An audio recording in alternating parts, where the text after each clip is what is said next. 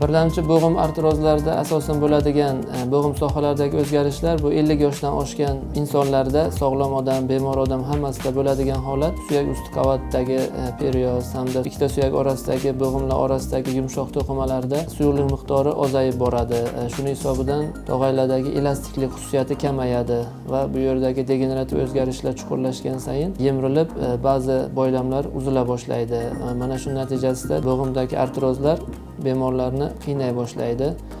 Bunday bemorlarda kasallik birinchi, ikkinchi bosqichlarida bemor harakatlanishlari, umuman o'tirib turishlari unchalik qiynamasligi mumkin. Lekin 3-chi, 4-chi bosqichda bemordagi mana shu suyaklar yuzasidagi osteofitlar paydo bo'lishi, bo'g'imdagi deformatsiyalangan shakl o'zgarishlar paydo bo'lishi, ba'zan tizza bo'g'imdagi bukuvchi, yozuvchi kontrakturalar paydo bo'lishi bemorni harakat faoliyatini cheklanishigacha olib kelib, uni butunlay to'shakda qolishiga sababchi bo'lyapti. Shunday bemorlarga bizning tavsiyamiz, demak, kasallikni erta bosqichda iloji boricha mutaxassis, ya'ni ustki tor mutaxassisga uchragan holatda, mana shu mutaxassis tavsiyasiga amal qilgan holatda kasallikni erta aniqlab, erta davo choralarini ko'rsa, bemorlarni mana shunaqa to'shakda yotib qolishigacha bo'lgan holatni oldini olishimiz mumkin.